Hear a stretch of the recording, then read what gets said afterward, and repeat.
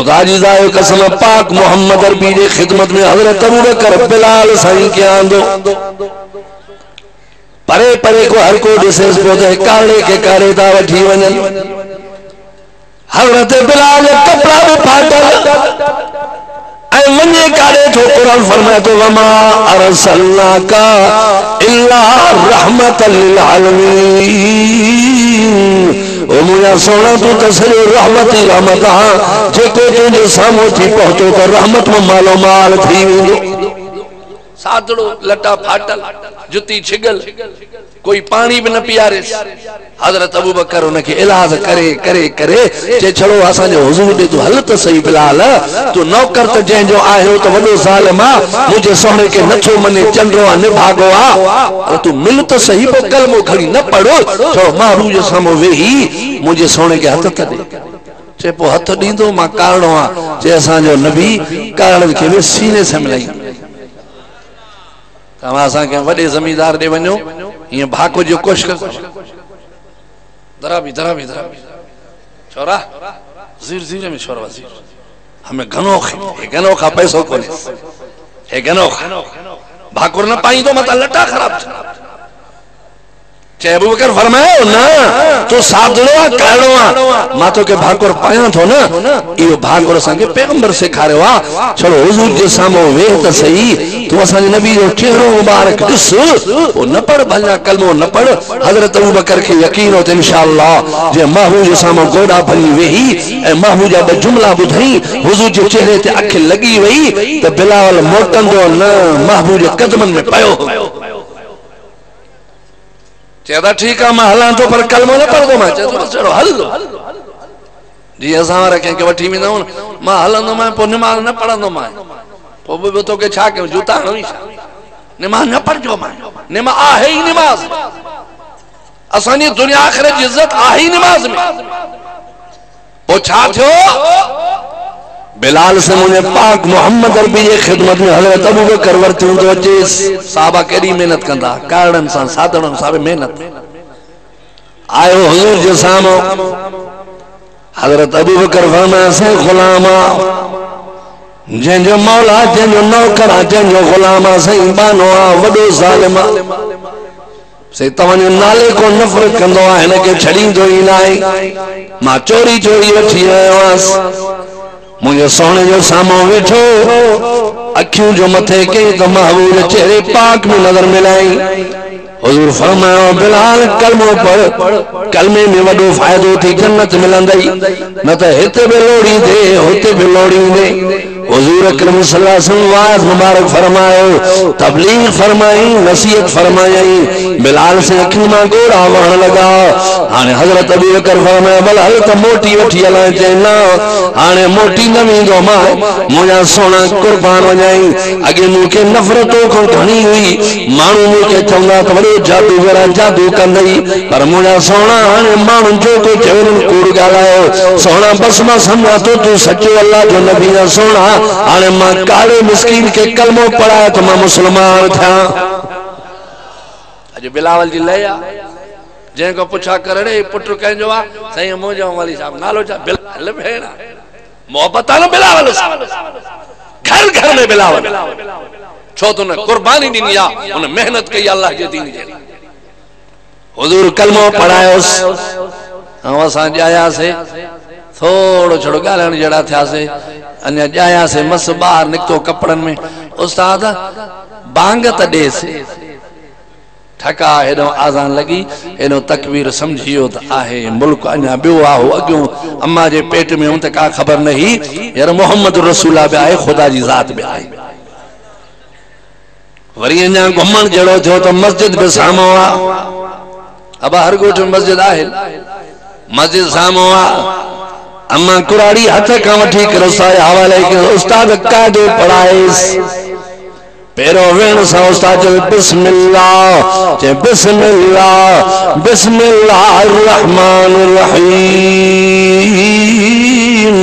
नंढे बिस्मिल्लाह पढ़ी वही जो कलमे वारो वरी अञा थोड़ो अॻिते हलियो साल खां पोइ क़ुरान शुरू कई 5 सिपारा पढ़ी 10 पढ़ी 15 पढ़ी 20 पढ़ी क़ुरान ख़त्म कई पी मां ख़ुशी में मां पन कोन मिठाइयूं तक़सीम थी वयूं हिकड़नि वरी जलसा भी कराया हिकड़नि वरी भंडर भी कुठा त मुंहिंजो पुटु क़ुरान पढ़ी वियो आहे ख़ुशीअ में कलमे वारो अल्लाह जी ज़ायो कसम न चंबो लॻो न धक लग न का कावड़ न की गाल कुरान घर में मिली वो आज़ान घर में मिली वो हजरत बिलाल कलमो पढ़ी मोटो सही तो हथ कड़ी लगी वयो चौथ कड़ी ओ मालिक जो मौला साडे काडे वा काड़ा तो अबू बकर सा गड घूमे तो मा दिसाए तो चेहरा ने काल बुध अगे न लमाई दो मैं हाने लमाई दो मैं चे छा कई चे छा जा पुट रमा कलमो पढ़ी मिठे मोहम्मद ते आयो जाहिल जेड़े मारी दो मैं चे हां मार मिस्कीन गरीब हो पर दिलेरी दिसो कलमे का पो मानू दिलेर थी असा कलमो आहे पर कलमे ते अमल ना है पो तड़ी कमजोर है थोड़ो के वणे तो सुतो उथियो को बुखार दिस इनी वण मुके जो कुछ तो इनी वण मुथो लथो मौलवी अली शेर वारो वाइज वयो मौलाना सिबतुल्लाह वारो वाइज केड़ो मीह जो पानी वाह वरे कुराड़ी अग में बैठी आओ अब्बा अगे मां भी वही हम माखे बेते बुखार थियो कुराड़ी तू मरे न थी ना अना मानुन के गुमराह थी करे वण में बुखार का जगह पुरानी इठो तो साह निकतई मां सांगण व냐 पो कंडी जो वण किरलो कंडी जो वण शापुर चाकर के थोड़ो ते पर इगड़न में भरल किरल सुकल पोवे इगड़ियों बधंस छोरो जायो बे बध इगड़ी छोरी जाई बे बध इगड़ी छोरे के बुखार तो बे बधु छोरो मरियो तो टेगड़ू बधु तो मता पोइन के न मारे मता बाऊ हिते कंडी केरला सुकला खाम जे मता सिम में पोवे मुसलमान जो हे यार मा तमाम तो पूछा पो कलमो छो पढ़ी कुरान छा तो फरमाए खुद पैगंबर पान तो फरमाए बुधो वयम सस्कल्लाहु बिजुर्र फला काशिफ लल्लाहु अल्लाह फरमाए मुझे सोने पान वाद फरमायो जे मुखे अल्लाह का तकलीफ दे का बीमारी लगी वने का परेशानी अची वने हुजूर फरमाया तो मुझे बीमारी के कोई हटाने वालो ना है इल्ला हुआ अल्लाह ही बीमारी हटाइंदो अल्लाह ही सेहत दींदो मैं मोहम्मद भी उन्हीं के सरींदो हां बीमारी हटाने वालो केर हजरत अय्यूब नबी कुरान को फरमाई अल्लाह जो कुरान रखला 18 साल बीमार घना साल असा 6 महीनन में 5 जिलन में भी कहीं न छड़ींदा चलो महीनों को बीमार थे ना अना घर मस पुज कारे में अरे चरिया असा जो हेडिया यो असा जो ना है यो बिरोहन वारो आ यो भी वेरायू बैठा है बरोहन वारो बरोचन के सिंधन के मारी दो बरोचन वारो बरोहन के मारी खुदा सबिन जो चो खुदा सबिन जो कुल अल्लाहुम्मा मालिकतुल मुल्क मन तशा व तंज़िल मुल्क मिमन तशा अल्लाह से वना सो ऐलान कर त मुल्क जो मालिक मां खुदा के लो हां इज्जत दींदो हां त मां दींदो हां जे जलील कंदो हां त मां कंदो हां गरीब के अमीर मां कंदो हां अमीर के मां पिनईंदो हां अल्लाह फरमाए मुझा महबूब सोना नबी दुनिया के समझाए तो हने बिलाल से कलमो तो पढ़ो पर मालिक डाटो जिद्दी हो हुजूर जो दुश्मन हो जेड़े हथन में जंजीर विझोस पैर बदी छजोस गरीब मिस्कीन नौकर तर जो गुलाम हने सीने ते पत्थर की कर समारे छजोस पर ओ बिलाल तुने ईमान ता मां कुर्बान वना करी बेहोश करी होश में दुआ जेड़ी होश में ते तो आंगुर मथे करे तो अहद अल्लाह अहद सही तू हिकड़ो सही मां साहे हाल लगो तो रब राम जी नजर फरमा कलमे वारो हजरत अबू बकर के खबर पहुंची गई तो हजरत बिलाल सही के वडी तकलीफों ते मिलन हुजूर के खिदमत में यार आए कोई गिरफ्तार थवा हजरत अबू बकर सिद्दीक सही आयो कलमे वारो इनका अग में जरी कलमो पढ़ी मुझे सोने फरमाया बिलाल गाल बुदो ए कलमो तो पढ़ो थी अन्या 9 कलमो पढ़ो थी एक के ऐलान न करे बुधाया जाए जो तो दुश्मन घणा मुसलमानन जा ईज़ा उड़ी गई हजरत बिलाल परते वनी पान सा गलाए तो ये पंज पंज कदम दे हुजूर तके थो ए बुदो कलमो वारो सोनो मुझो नबी हो जो दुश्मन में हारींदो हो वन टन में हारींदा जबल में हारींदा वन में झुकी पवंदा जी तब हुजूर जे सामू गवाही पेगल मल्ला भलाओ गोजे केड़ी बीमारी केड़ी शय जे सब हुजूर जे सामू गवाही दल बजरो जे अबू जे मुठ में हुजूर जे सामू आयो ते मुखे बुधाओ त मुझे मुठ में केड़ी शय पान फरमे मां छो तो की बुधाया मां इनन का पुछा त मुखे सुनाणो था कि कौन मां इनन का पुछा जे पुछा कर पान फरमे बुधायो त सही ही त कौन तो सुनाणे तमा बुधायो त मां अल्लाह जो नबी आया कि कौन उन बजरी जे पत्थरन मो शहादत जो गवाही अची वयो सोना कुर्बान वने असम बजरियो दुश्मन जे हाथ में पर गवाही था अंत मोहम्मद रसूलुल्लाह तो अल्लाह जो सच्चो नबी आ मिनट में लवड़ कर फिटी के से पत्थरन ते भी जादू कयो थे जे पत्थरन ते भी जादू का बेड़ी शय न हुई जो हुजूर जबे ए मुझे महबूब के सलाम न वनट समझो क्या आने में तुम बैतुल्लाह शरीफ में वनो उते एकड़ो परते मैदान पर वण होयो हुजूर आया मक्के जा काफर सब घर था चे तू पान के नबी तो सदाए भले यो वण तो वट अची तो के गवाही दे तो मोहम्मद अल्लाह जो नबी आ छो तो मोजा नबी हुंदा है त असा मनींदा से रहमतुल्लाह अलैहि इशारो फरमायो बिल्कुल बैतुल्लाह शरीफ जे सामू आ वो वण चीर जी आयो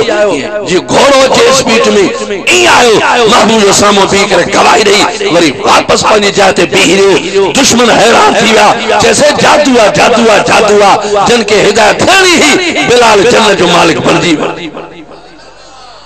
केडो बे वास्ते अल्लाह कंदो इंशाअल्लाह कुरान समझ में जो कुरान समझ में अची वी तो बिलाल से बाहर जो वयो बाजार में बीहिर तके पियो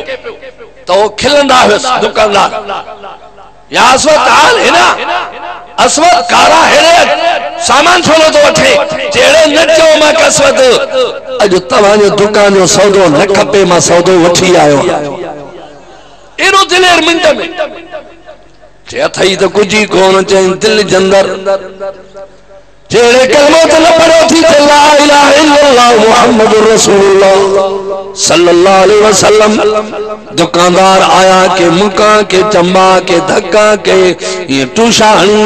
लतुवणी हजरत बिलाल के केरा विधों कलमे वारो मां तमा का पछा तो 100 दुश्मन जो हिकड़े के वठंदो नी गरीब जो हाल छा हुंदो बिलाल के बेहोश कर जमीन पे सटे छडे चे मोहम्मद ते कलमो पढ़ी आयो देर देर सा होश में आया होश में ची करे वरी उठन लगा वरी पैरन में रसा बधोस मक्के जे बाजार में कीले शुरू क्यों त कीलेस जेस तई ला तो जायो सुजो न कंदो ते से छड़नो ही नाही जैसे मोहम्मद अरबी जो कलमो न छड़ींदो ते से छड़नो ही नाही एतरे में अबू जहल बेईमान पहुंची वयो अची मार एड़ी नहीं जो बेहोश थी वो हजरत बिलाल जड़ी होश में आयो अबू जहल जड़े कीलो ला तो जा जे सामो ओए बिनी पुतन जे सामो आनो ने बिलाल साईं के इनन जो सुजो कर दो के माफिया जे इनन जो सुजो न कंदे सफा मारिंदो मां हजरत बिलाल फरमा अबू जहल पूरी जिंदगी ने जो सुजो कंदे कंदे उम्र गुजरी वई आने मां लानत हो जा तूने माबूदन थे मां उन्हें एक माबूद जो सुजो कया तो जेको पूरी कायनात जो मालिक आ चढ़े वठोस वरी वरतो मारे मारे मारे यकीन छुस ताने खत्म न बचंदो देर ते सटियो कलमे जे करे एडा दुख उन दिठा असि जे करे करी चंबो भी न खादो से और जन्नत वाले एड़ी था घणो रब मिश्रे मोहम्मद करीम सा गदर व्यवहार और 12 महीने बिछड़ो जुम्मन ते आ सुइदो मुंढो ही न छड़ो थे का जगह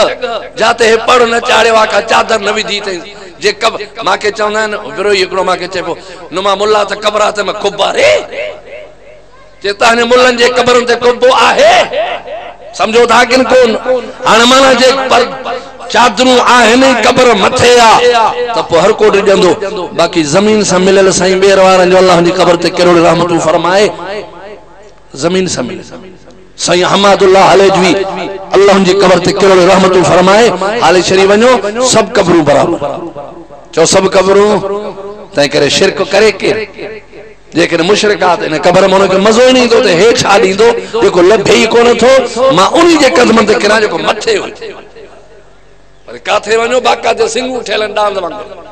जे लाड़ जा ढोर न हूंदा डांद वडन सिंगन सा इन सावन कपड़न में वेड़ल हिते मुंडिया हिते सिंगन बस हाने जेहड़ो भी हुंदो पर साईं मेरे पारड़ तो रोज ई खैर सा टपण दी जाए बच्चन जे में रहम कजा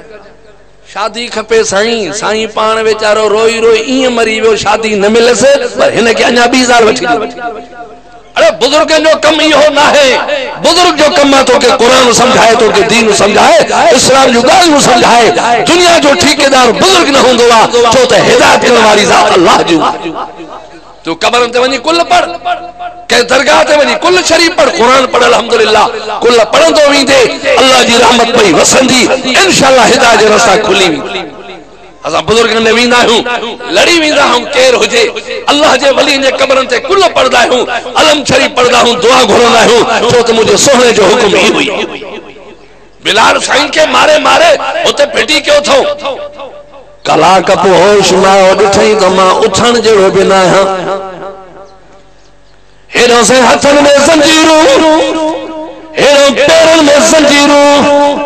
रसा पैरन में बधा पाए उठी जो वेरो दरत मुंह को परे पो करे अखियूं पटे पे तो महबूब अलाए काथे हीरो तके तके तके समझी वियो त ही रसूल सिधो वींदो मिठड़े मोहम्मद अरबी रे ही बामड़ा थोड़ी हली न तो सके एरी मार मिली अकल में करे बामड़ा दीदे दीदे दीदे वनी मुझे साईं ने सामने पहुंचो ही सजी जान मु खल तला है गोश्त जायरा सजी जान तो छाना सुनान में न तो चे तो साबी बिलावला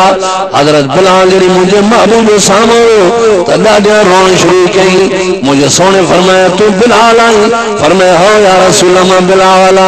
पान फरमाए दे खबर तो सही केड़न जालिमन तो साइड जुल्म कयो आ अल्लाह फरमाया महबूब सोना नबी मुझा दिलबर नबी तो खमदी रहमतुल्लाह में कोने कोई रहम कंदो जेड़ो तू कंदो आ पान फरमाए के तो सावड़ो से अबू जेल वारन मु सावड़िया से घणा मु सावड़िया जे कलमो पढ़ी जे से कलमो पढ़ी तरी मु सावड़िया पान फरमाए बिलाल गाल बुतू तो या बिलावल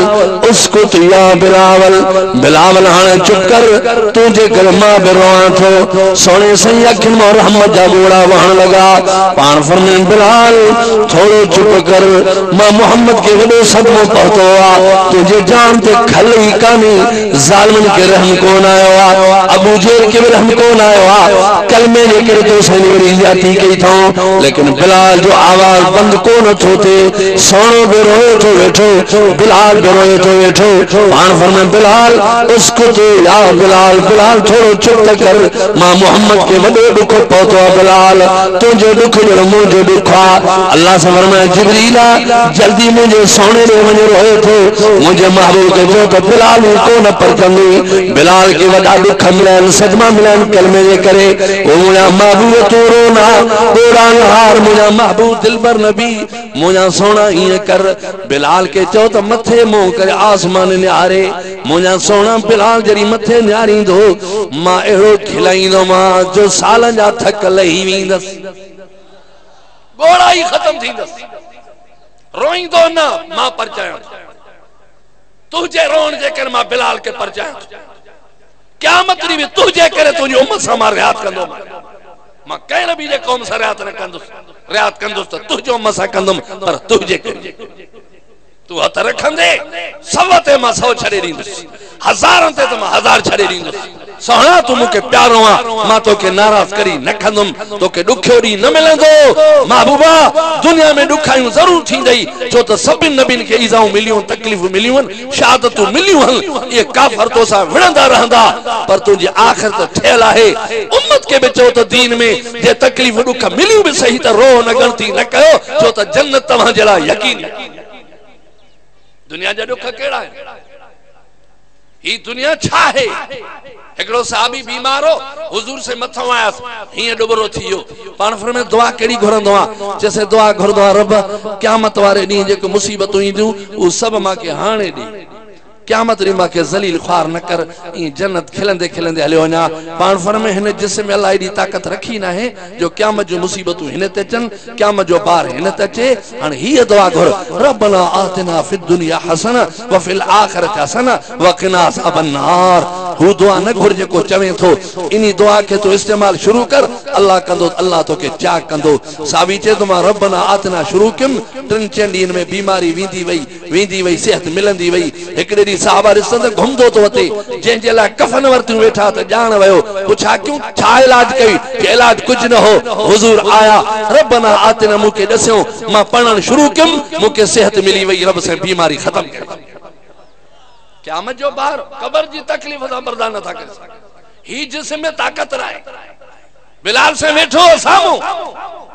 अल्लाह फरमाए जिब्रील के हुक्म के मुझे महबूब के चो तो बिलाल के चो तो मथे निहार हुजूर से फरमाए बिलाल जी सही उन्जुर इला समाए या बिलाल उन्जुर इला समाए ओ बिलाल उन्जुर इला समाए मथे ते निहार आसमान दे बिलाल जे मुझा सोना मां मार आसमान करे न खादिया सिज चंद्र करे मार मुखे न मिलिया तुझे अश्क में मार मिलिया सोना आसमान का तू सोनो आ चंद्र को में तू सोनो आ ओ या घड़ी तुझो दीदार छो न क्या महबूबा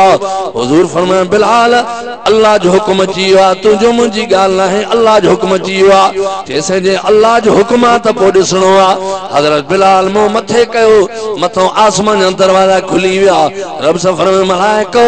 बिलाल जे सामू बिल्डिंग दिखारियो जिंदे बिलाल लिखियो पयो आ बिलाल के पांजो बंगलो दिखारियो ई बिलाल मथे तकई त जन्नत जो बंगला नजर आया जन्नत जो माड़ियो आयो जन्नत जा बाग नजर आया पर उनी बिल्डिंग ते नजर पई जे बिलाल जो नालो लिखियल हो मुझे सोनो हदीस में दो फज़ह बिलाल ओ बिलाल जो रो बिलाल खिलण शुरू थी वयो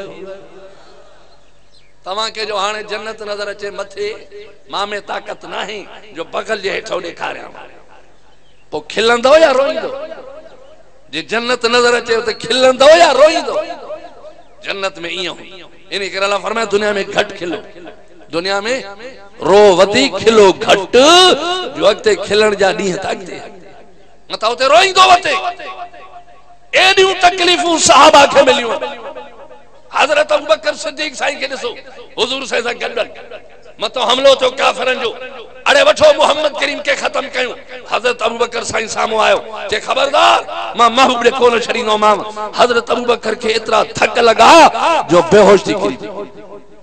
हुजूर से घर वया हजरत अबू बकर खणे घर पहुंचायो मानस अन्या कलमो कान पड़ी ही मथो फिरे पई अब्बा पुत्र तो के मां घणो झलम तो मोहम्मद करीम सा न वन्यो हां दिस पांजो हशर छा करायो थी हजरत अबू बकर अखियों पट्टे फरमाया अम्मा गाल तो बुध तुजी दिल छा थी चवे मां चाक था या बीमार था जेड़े बा घोर वजाई मुजी तो दिल घोरे थी चाक थी जम्मा जे मुके चाकण में खुश आ अवल मुझे महबूब कोनी पुछा करया जे मुजो सोनो खुश आ अबू बकर खुशा जे हुजूर के तकलीफात अबू बकर कौन बचन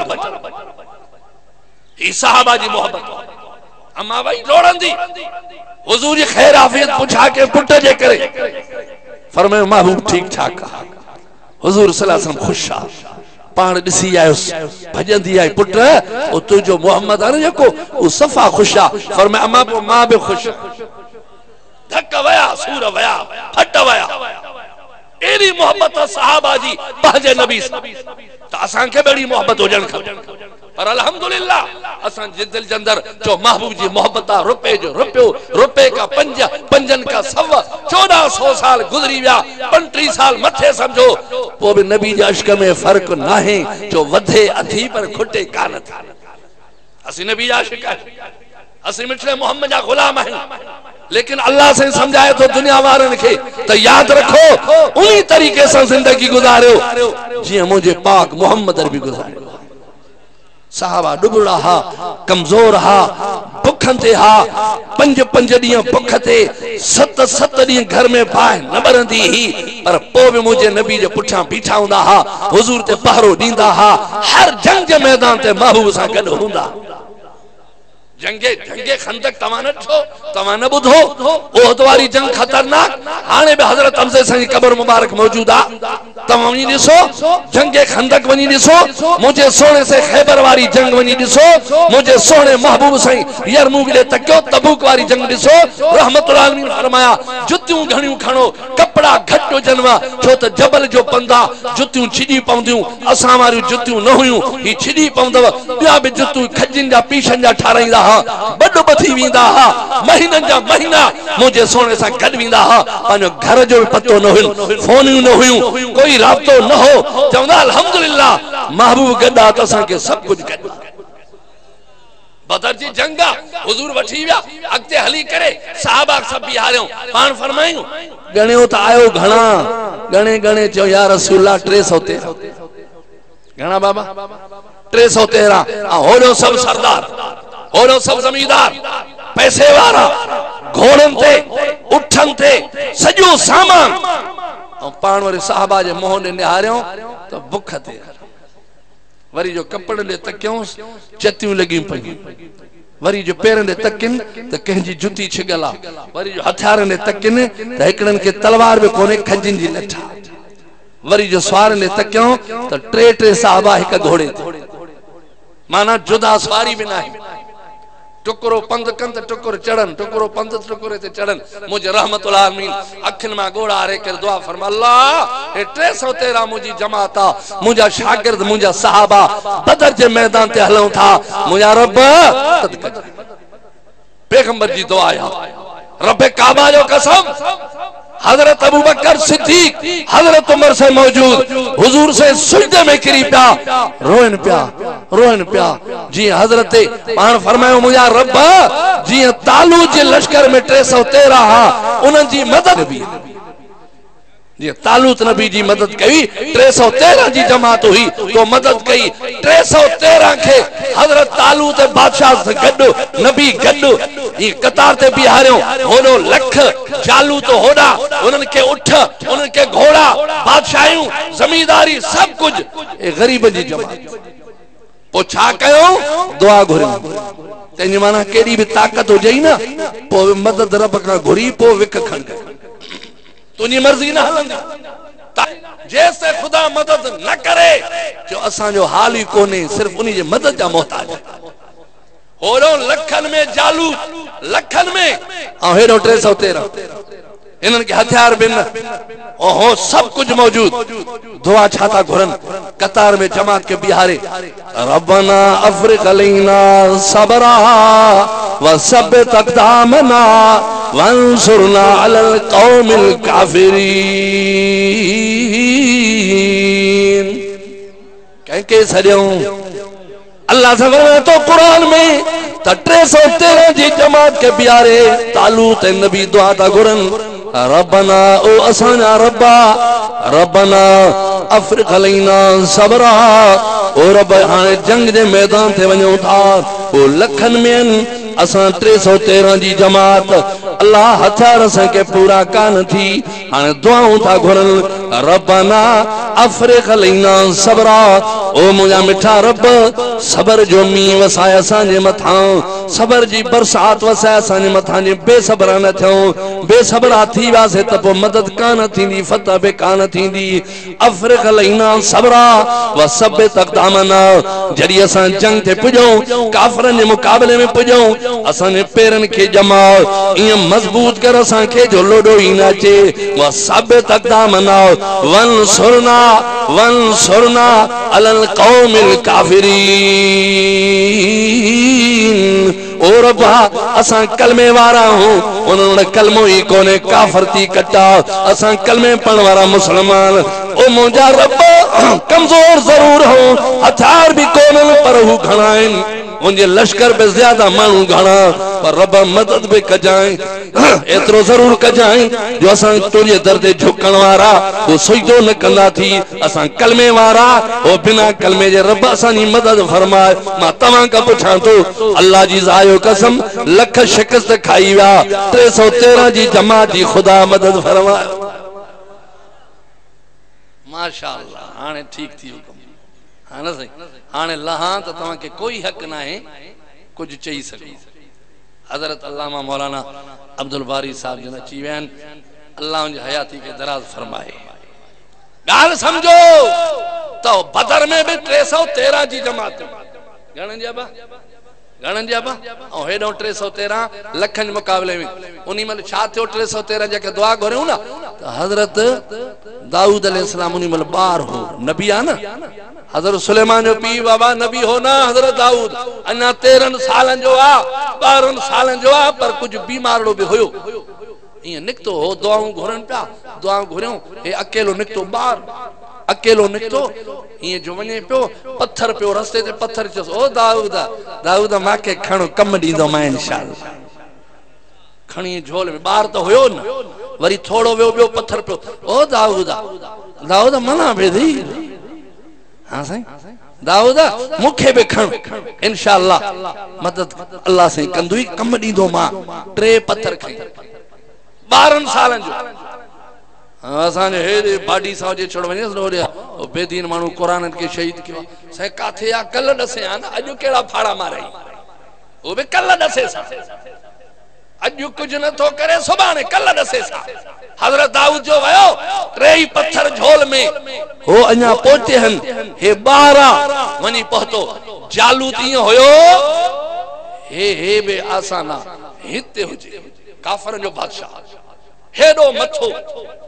सारे जान के लोह पेल ये समझो ना उठो बीठो बेईमान काफरन के कतार में बिहारे पियो हजरत दाऊद ते झोल में हथ सिधो उनी दे थो ओ बादशाह दे जेको बादशाह वा लखे मानू जेके साण सिधो नी देवो उन डिठो छोरा हेडे कारे छो कारे तोरे तो अचान दिलेर होया या न होया चो इंशाअल्लाह अल्लाह दिलेरी दींदो तवा भी कंदो न इंशाअल्लाह चेड़े हेरे कारे तोरे तो अचा छो एड़ो ढसको कंदो मैं तो के छड़ी तो के मारण तो चाहूं मारण चे हथियार काथे थी चे हे जो है ओ हित लगी पेशानी ते खुलेलो न चंडरे जो पेशानी लगी उस लोडा खाई खाई खाई थक झले वियो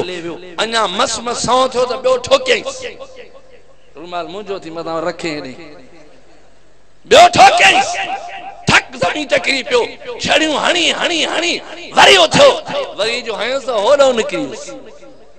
वात पट्टियो पियो कुत्ते वांगुर ही पयो लाश लश्कर जो दिसी वा चढ़े बादशाह बादशाह थे बादशाह मुड़ थई अरे बादशाह राणा पे खस के ना कुछ अरे बादशाह जे मरी वियो ही जो दिठो सब भगा जेको दिस भग अरे बादशाह मरियो वारो के भजो अची जो टाको पयो आया जो पया वट पकड़ हण हणा कुट कुटा कुटे कैद करे बधी पांजो जमीनू वापस मानू वापस कंट्रोल हुकूमत सब कुछ वापस अल्हम्दुलिल्लाह 313 जी मदद रब साईं कई ओ एकड़े नन्हे बार जे पत्थरन जे जरिए जो अल्हम्दुलिल्लाह मुसलमान इयो हुंदा हन कलमे वारो इयो हुंदो आ जो कलमे वारा बहादुर हो एड़ा थींदो बार पढ़ंदव मदरसन में तो बहादुर थींदा वरन जे कने छोड़